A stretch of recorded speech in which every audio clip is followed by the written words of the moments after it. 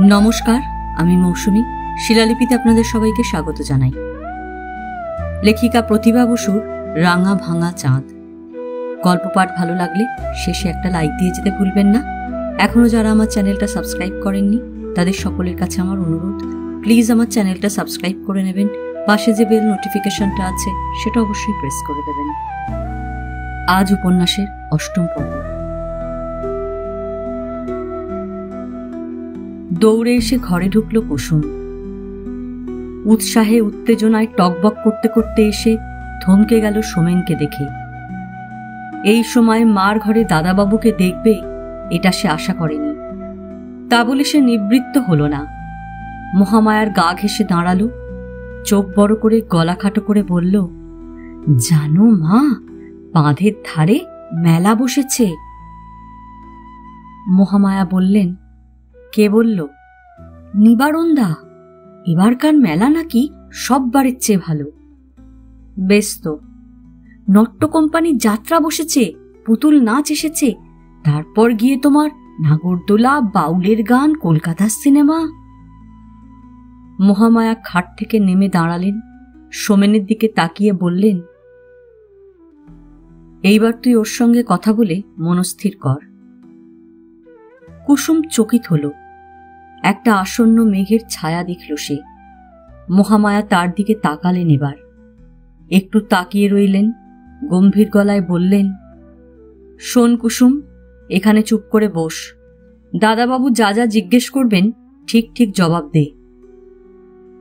কুসুমের বুকের ভিতরটা পায়রার বুকের মতো কাঁপতে লাগল। ঢোক গিলে বলল, তুমি? আমি কি? তুমি কোথায় যাচ্ছ? নিচে। আমিও নিচে যাব। এখন না, কথা শেষ হলে তবে যাবি। কিন্তু আমি যে এখন গাছে জল দেব। যা বলছি তাই শোন। এই প্রথম কুসুমকে ধমক দিলেন মহামায়া। কুসুম তার সজল চোখ মাটিতে নিবদ্ধ করে ক্ষুব্ধ হল। তার বুঝতে বাকি রইল না, যা হবার আজই হয়ে যাবে। এই দাদাবাবু, তার প্রত্যক্ষ শত্রু, আজ তার বিরুদ্ধে দাঁড়িয়েছে। ভিতরে ভিতরে তার অসহায় শিশু মনটা বিদ্রোহী হয়ে উঠল। সোমেন ব্যস্ত হয়ে বলল, না না, আমার কিছু বলবার নেই। তুমি কোথায় গাছে জল টল দেবে, দাও গিয়ে। মহামায়া বাধা দিলেন, না সমু, সব ভার আমার উপর চাপিও না। তুমি এ বাড়ির অভিভাবক, কথাবার্তা তোমার নিজে বলে নেওয়াই ভালো। বুঝে সুঝে কাজ করলে অনুতাপ করতে হবে না। মহামায়া বেরিয়ে গেলেন ঘর থেকে। সোমেন অত্যন্ত অস্বস্তি বোধ করে খাটের উপর বসল এসে। কুসুম বেশ হকচকিয়ে গেল। হঠাৎ ভয়ানক ভয় করল তার। বুকটা, গলাটা কেমন বন্ধ হয়ে এলো। তারপর ডুবতে ডুবতে মানুষ যেমন মরিয়া হয়ে ওঠে, তেমনি বেপরোয়া ভঙ্গিতে মুখ তুলল সে। চুপ করে থাকতে থাকতে অন্যদিকে তাকিয়ে ঘাড় বেঁকিয়ে অবাধ্য সুরে বলল, জানি কি জিজ্ঞেস করবে। তারপরে জিভ কেটে অধপতন হয়ে বলল, ভুলে গিয়েছিলাম। কৌতুক বোধ করল সোমেন। তার ফেরানো মুখের আধখানার দিকে তাকিয়ে বলল, কি ভুলে গিয়েছিলে? মা আপনি বলতে বলে দিয়েছিলেন। কাকে? আমাকে? কুসুম মাথা নাড়ল। মা বলেছেন বলেই বলবে, নইলে সব তুমি। কুসুম চুপ। কি জিজ্ঞেস করব বলো তো? জানি। কি জানো? বিদ্যুৎ চমকালো কুসুমের চোখে। আমাকে তাড়াবার কথা। তাহলে তো বেশ বুদ্ধি আছে দেখছি। কুসুম চুপ। তাহলে কবে যাচ্ছ? মা যেদিন বলবেন। মা বললেই চলে যাবে? হ্যাঁ। আর না বললে? যাব না। আমি বললে? কুসুম আবার চুপ। জানো বোধহয় মাকে নিয়ে আমি কলকাতা যাচ্ছি। মা যাচ্ছেন? বড় বড় দুই চোখে পৃথিবীর আশঙ্কা নিয়ে তাকালো কুসুম। যাচ্ছেন বই কি। আমি? তুমিও যাবে, কিন্তু কলকাতায় না, তোমার স্বামীর কাছে। মা সেখানে আমাকে পাঠাবেন না বলেছেন? হ্যাঁ। কিন্তু আমি যদি পাঠিয়ে দিই?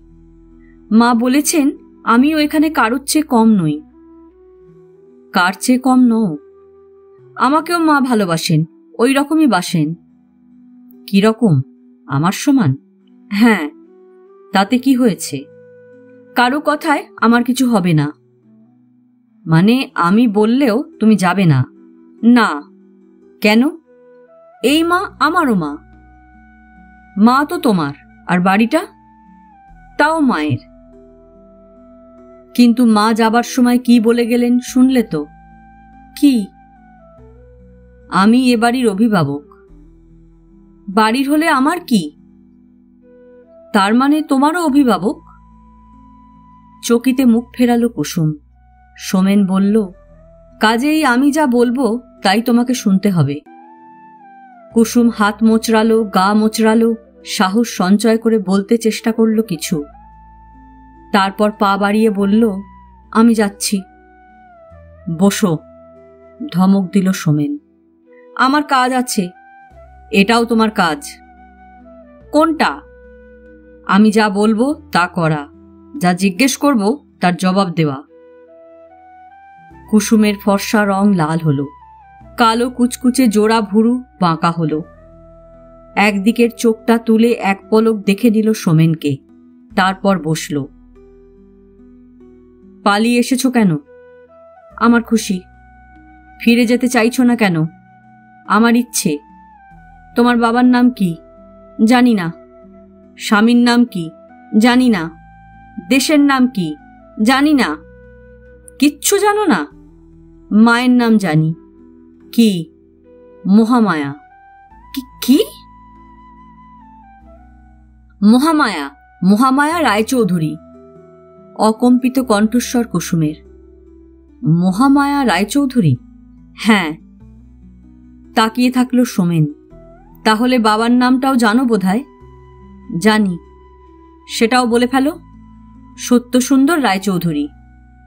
সত্যসুন্দর রায়চৌধুরী তোমার বাবা? হ্যাঁ। সকলের কাছে বলতে পারবে এ কথা? অকাতরে ঘাড় নাড়ল কুসুম। সোমেন বলল, তোমার জেল হয়ে যাবে তাহলে। জেলে আমি ভয় পাই না। পাও না? ফাঁসিও ভয় পাই না। ভয়ানক সাহস তো। তুমি যদি আমাকে জোর করে ধূপছায়া গ্রামে পাঠিয়ে দিতে চাও, আমি থানায় চলে যাব। গিয়ে আমার নামে নালিশ করবে? না। তবে কি করবে? সব বলবো। কি বলবে? আমার নিজের কথা। সে কথা কি? মা বলেছেন সব কথা সকলকে বলতে নেই। শুধু থানার লোকেদের বলতে আছে না? সে যা করি তখন সবাই দেখতে পাবে। আর আমি যদি কলকাতা নিয়ে যাই? তুমি নেবার কে? মা নিয়ে যাবেন। কলকাতা তো মায়ের বাড়ি নয়, আমার বাড়ি। সব বাড়ি মায়ের বাড়ি। কে বলেছে? আমি জানি। তুমি কি মায়ের কথা শোনো? সব শুনি। তাহলে আমাকে আপনি না বলে তুমি বলছো কেন? ও। কুসুম জিভ কাটল। একটা সিগারেট ধরালো সোমেন। ধোঁয়াটা ওপর দিকে তুলতে তুলতে বলল, তুমি যেমনি অভদ্র তেমনি অবাধ্য। মুখের ওপর উড়ে আসা ধোঁয়ার পাকটা হাতের বাতাসে সরিয়ে দিয়ে খোলা চুল টান টান করে বাঁধল কুসুম। জবাব দিল না। সোমেন ভুরু কুঁচকে বললে, জানো আমি একজন মাস্টারমশাই? জানি।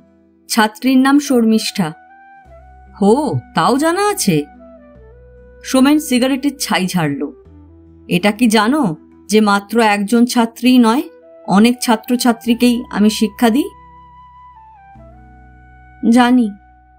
অবাধ্যতা করলে তাদের কি শাস্তি দিই জানো? আমি তো কারো ছাত্রী নই। তুমি আমার ছাত্রী না হতে পারো, কিন্তু আমি তো তোমার অভিভাবক। ইচ্ছে করলেই আমি শাস্তি দিতে পারি। ঈষৎ ভয়চকিত চোখে তাকালো কুসুম, তারপর ঢোক গিলল। তারপর বলল, এখানে মা আছেন, এ বাড়ি একা মায়ের। যারই হোক তাতে কিছু এসে যায় না। আমি এখন নিচে যাব। নিচেই যাও আর ওপরেই থাকো। আজ আমি তোমাকে জোর করে ধূপছায়া গ্রামে পাঠিয়ে দেব। না না। নিশ্চয়ই মা দেবেন না। মা না দিন আমি দেব। মার কথাই সব। না, এ বাড়িতে আমার কথাই সব। না, মার কথা ছাড়া আমি কারো কথা শুনব না। উদ্গত কান্না দমন করে উঠে দাঁড়ালো কুসুম। তারপর বেগে বেরিয়ে গেল ঘর থেকে। রাত্রিবেলা শোবার আগে ছেলের মশারি ফেলে গুঁজে দিতে দিতে মহামায়া বললেন, তাহলে কি ঠিক করলি? সোমেন বই থেকে চোখ তুলে বলল, আমার ঠিক করার জন্য কি তুমি বাকি রেখেছ কিছু? কেন রাখবো না? তুই যা বলবি তাই হবে। আমি তো যা বলবার রোজই বলি। বলা বলির দরকার কি? কাজে করলেই হয়। আদর দিয়ে দিয়ে মাথা খেয়েছ, আমাকে যেন কত গ্রাহ্য করছে। কেন, কি বলেছে তোকে? হাতের কাজ থামালেন মহামায়া। যা তা বলে, এ বাড়ি কি তোমার? সে কি রে? বাবার নাম জিজ্ঞেস করলে বলে সত্যসুন্দর রায়চৌধুরী। এবার মহামায়া হেসে ফেললেন। মায়ের নাম বলে মহামায়া। সোমেনও হাসল। ভাইয়ের নাম জিজ্ঞেস করলেই পারতিস। ওরে বাবা, যত রাগ আমারই ওপর, নির্ঘাত দুশ্মন বলতো। ছেলের কথার সুরে মহামায়া গলে জল হয়ে গেলেন। বুক থেকে যেন 10 মণ পাথরটা নেমে গেল। যাক, ফাঁড়া তাহলে কেটেছে। ছেলেকে অখুশি করে বিরক্ত করে কোনো কাজ করতে হলে নিশ্চয়ই খুব লাগত, আর সেটা লাগছিল। কেবলই ভাবছিলেন এই ধোঁয়াটা কি করে সরিয়ে দেবেন মাঝখান থেকে। ঈশ্বর দয়া করেছেন তাকে। কোমল গলায় বললেন, যাই বলিস, মেয়েটা বড় ভালো। আমি কি সাধে মায়ায় পড়েছি? সেই রাত্রে কতদিন পরে তিনি নিশ্চিন্ত মনে ঘুমোতে পারলেন। আর সোমেনও সেই রাত্রেই হালকা মনে এক বিস্তৃত চিঠি লিখে দিল সমীরকে। এরপরে বাড়িতে কলকাতা যাওয়ার কথা ছাড়া আর কথা রইল না কোনো। সোমেনের ছুটি ফুরিয়ে এসেছে। চটপট গুছিয়ে নিয়ে ছেলের সঙ্গে চলে যাওয়াই ভালো মনে করলেন মহামায়া। কিন্তু গুছবো বললেই কি গুছিয়ে ওঠা যায়? তাঁর তো ট্রাঙ্ক বাক্স গুছনোই গুছনো নয়, বাড়ি ঘর জায়গা জমি কি না। এ থেকে বছরের শেষে যা আয় হয় সেটা যাতে ঠিকমতো থাকে তার ব্যবস্থাতেই বেশি সচেষ্ট হলেন তিনি। আর তাঁর প্রাণের বাগান, যুবতী মেয়ের ঘন চুলের আঁটো খোপার মতো ঠাস বুনোটের গোলাপ ফুল। কি মমতা, কি মমতা! ছেড়ে যাবার কথা ভাবতেই বুক ভেঙে কান্না আসে। কত মুছে যাওয়া সুখস্মৃতি আবার উঠে আসে মনের উপর তলায়। কিন্তু যাচ্ছেন ছেলের কাছে। ছেলে তার বড় হয়েছে, যোগ্য হয়েছে, মাকে প্রতিপালন করবার ভার নিতে উৎসুক হয়েছে। এ সুখই কি কম সুখ? সব ছাপিয়ে সেই তৃপ্তি, সেই আনন্দ উপচে উপচে উঠছে। আর কুসুমের তো কোনো ভাবনাই নেই, তার শুধুই আনন্দ। দাদাবাবু বিষয়ে যে দ্বন্দ্বটুকু ছিল তা পর্যন্ত এখন নিঃশেষে মুছে গেছে। কলকাতা তার কাছে কল্পনার স্বর্গ, সেই স্বর্গে সে যাচ্ছে। জীবনে তবে আর কি দুঃখ রইল? কিন্তু মাঝে মাঝেই সোমেন ভয় দেখাচ্ছে নিয়ে যাবে না বলে। চা দিতে একটু দেরি করলে ঘোষণা করছে ছোট সিংকে দিয়ে ধূপছায়া গ্রামে পৌঁছে দিয়ে আসবে। এরই মধ্যে এক দুপুরে মেলা দেখতে গেল সবাই। মহামায়া যেতে চাননি, সোমেনই নিয়ে গেল জোর করে। বলল, চলো চলো, কতদিন দেখি না, ঘুরে ফিরে দেখে আসি। মহামায়া বললেন, ধুর, আমার কি আর সে বয়স আছে, না সেদিন আছে। ছেলেবেলাকার মতো আবদার করে সোমেন বলল, দুটোই আছে, তোমাকে যেতেই হবে। এক মাথা কালো কুচকুচে চুল নিয়ে আর বয়সের দোহাই দিও না, কেউ মানবে না সে কথা। তাছাড়া বয়সের কথা বললে যে আমি রেগে যাই তা মনে থাকে না কেন? মহামায়া সস্নেহ হাস্যে উদ্ভাসিত হয়ে বললেন, রাগলে কি হবে, বেলা আমার পড়েই এসেছে। বেশ হয়েছে, তুমি চলো। চলেই তো যাচ্ছি গ্রাম ছেড়ে, আবার কবে আসবো, কবে দেখব। এ কথার পরে আর আপত্তি করলেন না মহামায়া। দীর্ঘশ্বাস ফেলে বললেন, চলো। কিন্তু একটা কথা। কি? কুসুমকে তো নেওয়া যাবে না? মহামায়া হাসলেন। কুসুমের চোখ বড় হলো। শুনেছি ধূপছায়া গ্রামের কৈবর্তরা আজ দল বেঁধে যাত্রা দেখতে আসবে। কুসুমের হাতের কাজ থামল। উদাস দৃষ্টিতে জানলা দিয়ে বাইরে তাকালো সোমেন। বাজারে ঢেঁড়া পিটিয়ে দিয়েছে। কুসুম নামের একটি সুন্দরী মেয়েকে ধরে দিতে পারলে খুব পুরস্কার দেওয়া হবে। সব মিথ্যে কথা। কুসুমের নিঃশ্বাস বড় হয়ে উঠল। বেশ তো, চলো না, মিথ্যে সত্য নিজেই দেখবে। যাবই তো, আমি কি বারণ করছি নাকি? মহামায়া বললেন, কেন মিছিমিছি ভয় দেখাচ্ছিস বেচারাকে? মেলায় যাবার আসল উৎসাহী মানুষটাই তো ও। আমিও তো সেই জন্যই উৎসাহ দিয়ে যাচ্ছি। মেলায় গিয়েই ওকে ধরিয়ে দেব, বেশ পুরস্কার পাওয়া যাবে। আমি গেলে তো? যাবে না মানে? যেতেই হবে। কিছুতেই যাব না। ঠিক আছে, আমিই খবর দিয়ে আসবো তাহলে। মা! কি বোকা, ঠাট্টা বুঝিস না কেন? ঠাট্টা নয়, ওরা ঠিক আসবে মেলাতে। তোকে খুঁজতে না? না, মেলা দেখতে। 10 মাইল রাস্তা ঠেঙিয়ে কেউ মেলা দেখতে আসে না।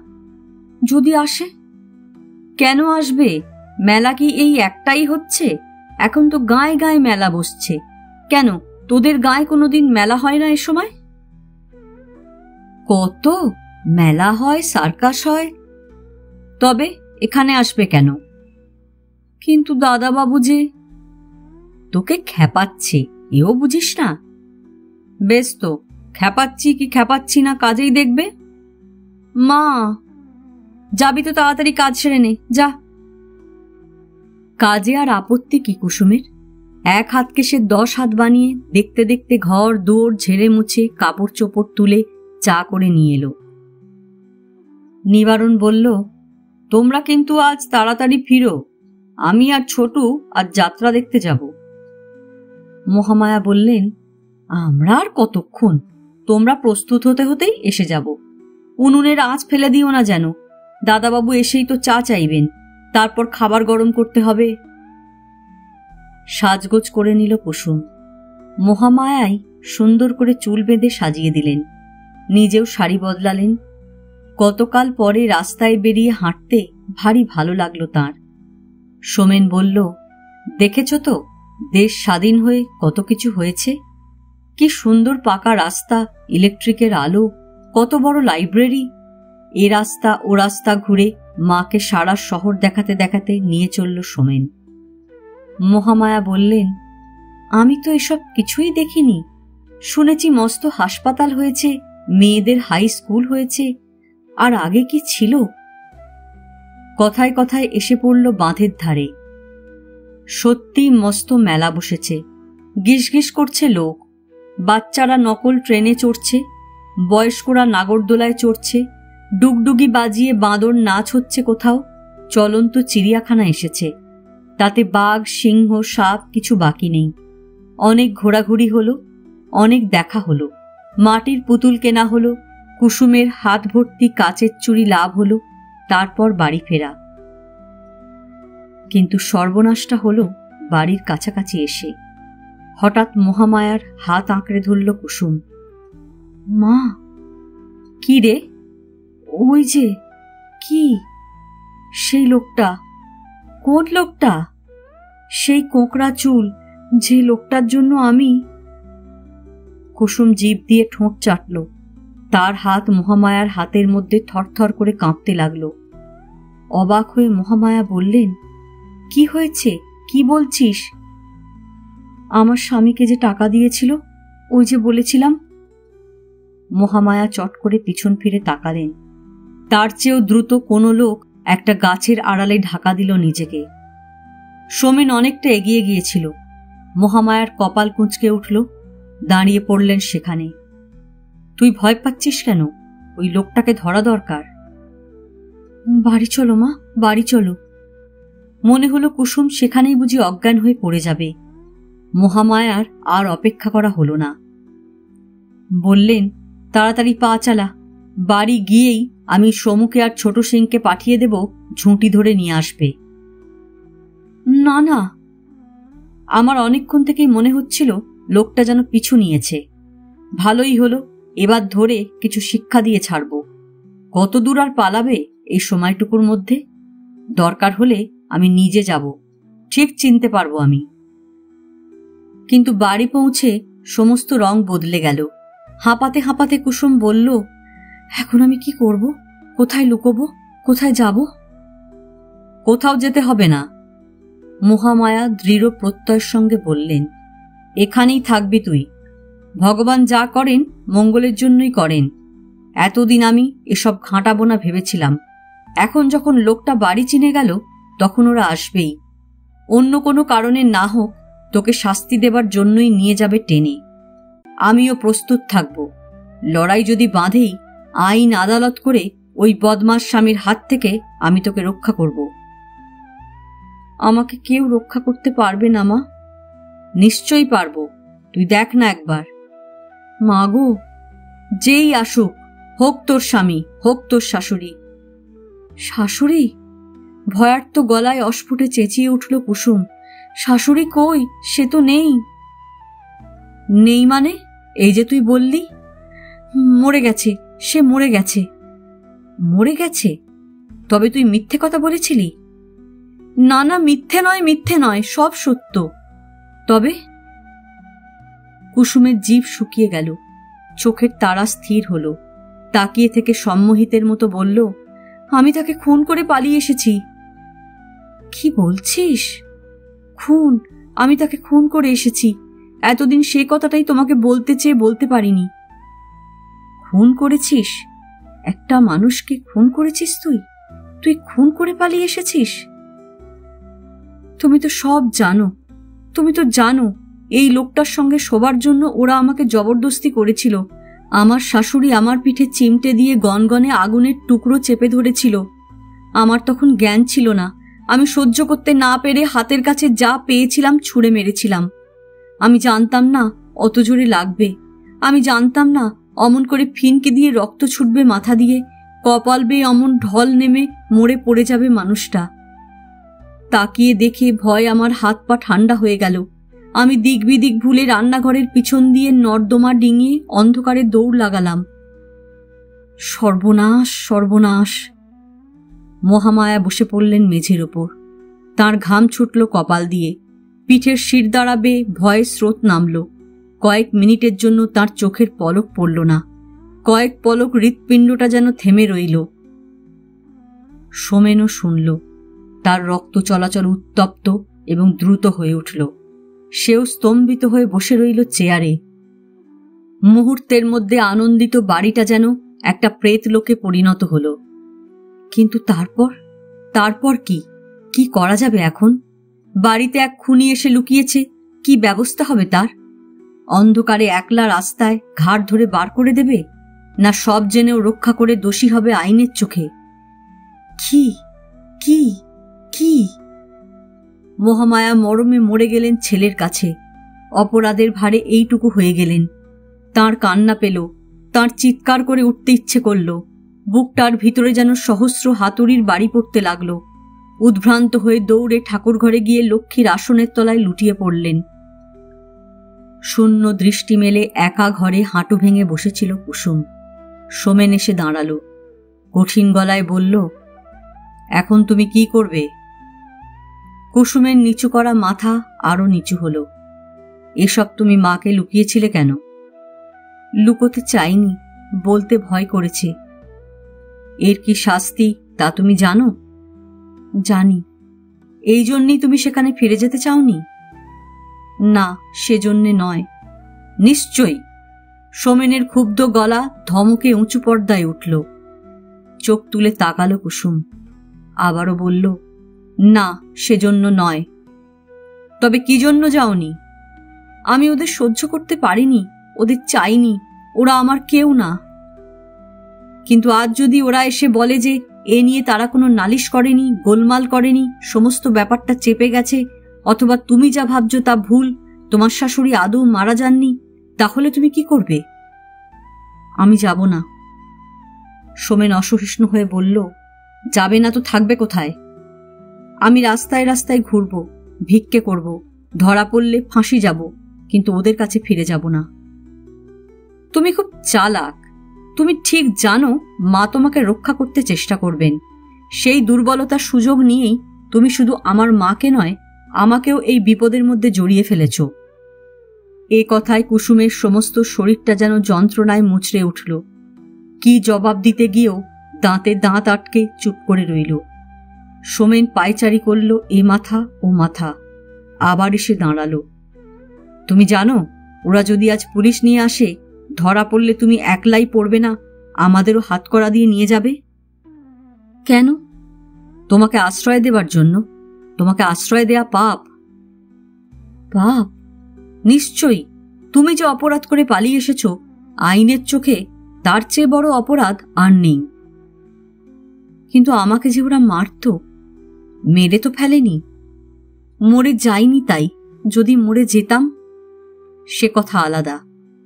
কিন্তু আমি তো ইচ্ছে করে করিনি। আমি তো মেরে ফেলতে চাইনি। হয়ে গেছে, না বুঝে হয়ে গেছে, সইতে না পেরে হয়ে গেছে। কিন্তু পুলিশ সেটা শুনবে না। যদি পুলিশকে কেউ গরম কয়লা পিঠে চেপে ধরে, সে কি পারবে চুপ করে শুয়ে থাকতে?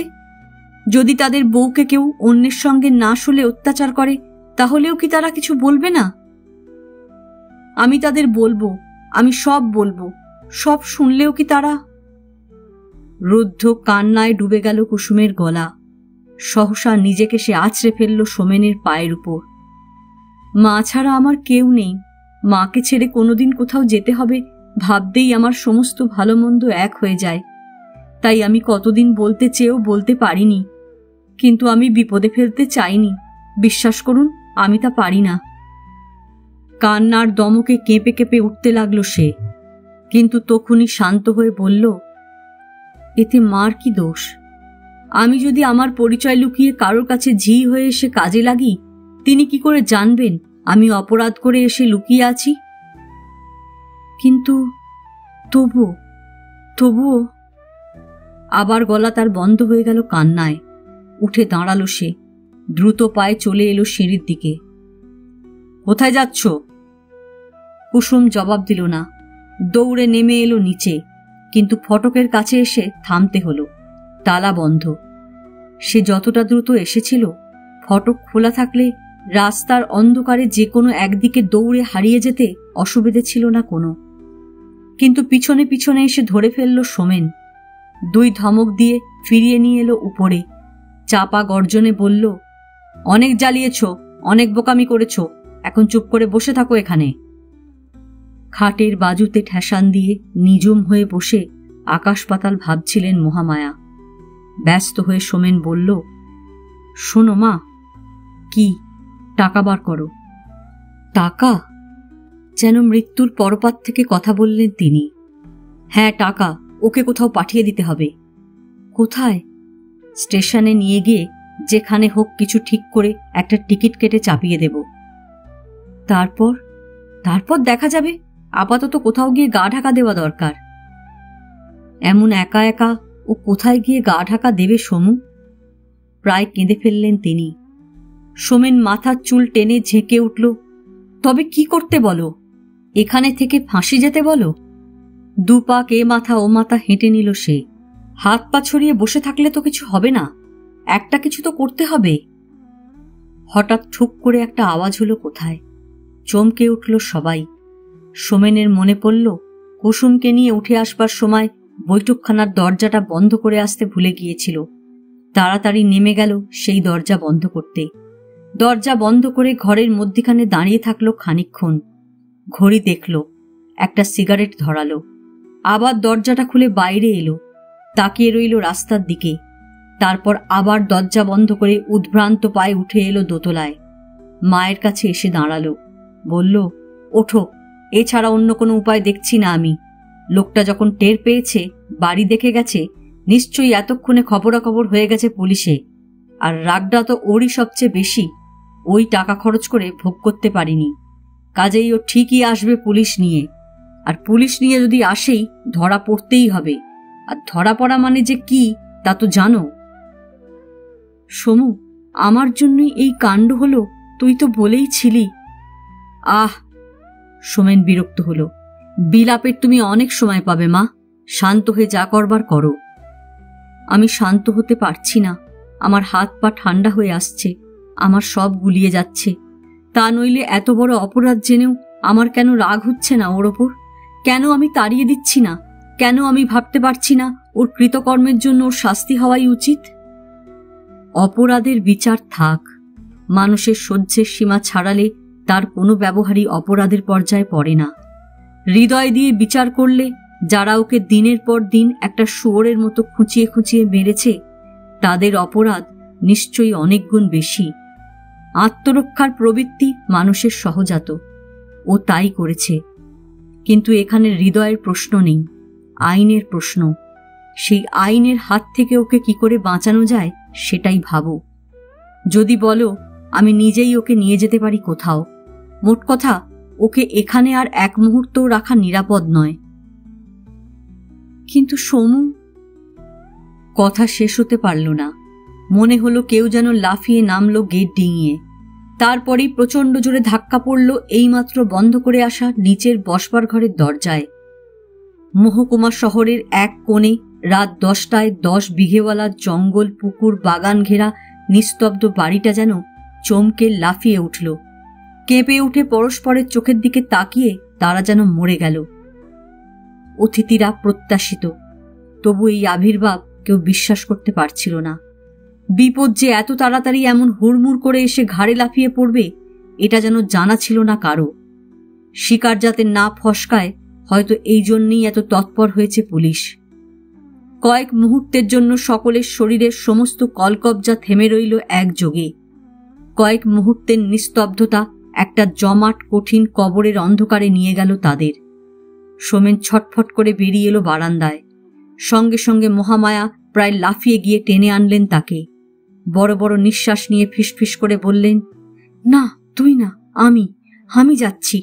শোন, একটা উপায়, বাঁচবার মাত্র একটা উপায় আছে, আয় বলি।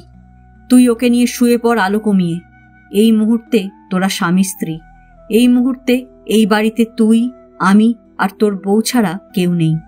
তুই অসুস্থ, তুই উঠতে পারিস না। তুই তুই দরজার ধাক্কা প্রবল হলো ততক্ষণে।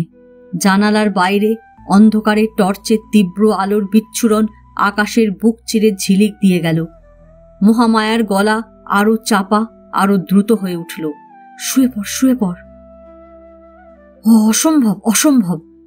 পাগলের মতো সোমেন হাত মুঠো করল, চুল টানল, আবার দৌড়ে এগিয়ে গেল বারান্দার দিকে। না না না, এ হয় না, হতে পারে না, এ মিথ্যে টিকবে না, সর্বনাশ হবে ধরা পড়লে। কিচ্ছু হবে না, কিচ্ছু হবে না। কার এত সাহস আমার বউকে আমার ছেলের বিছানা থেকে? না মা, না। চুপ, আর একটা কথা না। দুই চোখ লাল করে মহামায়া যেন হিস্টেরিক হয়ে উঠলেন। যা বলছি ঠিক তাই করো। আমাকে যদি মিথ্যেবাদী বানিয়ে বিপদে না ফেলতে চাও তাহলে শুয়ে পড়ো, এক্ষুনি শুয়ে পড়ো, ঘুমিয়ে পড়ো। আচমকা শরীরের সমস্ত শক্তি একত্র করে ছেলেকে এক ধাক্কায় তিনি বিছানার দিকে ঠেলে ফেলে দিয়ে দরজা ভেজিয়ে বিদ্যুতের মতো ঘর থেকে বেরিয়ে গেলেন, আর কোনো কথা বলবার অবকাশ না দিয়ে। অনেকক্ষণ স্তম্ভিত হয়ে মুখোমুখি দাঁড়িয়ে রইল সোমেন আর কুসুম।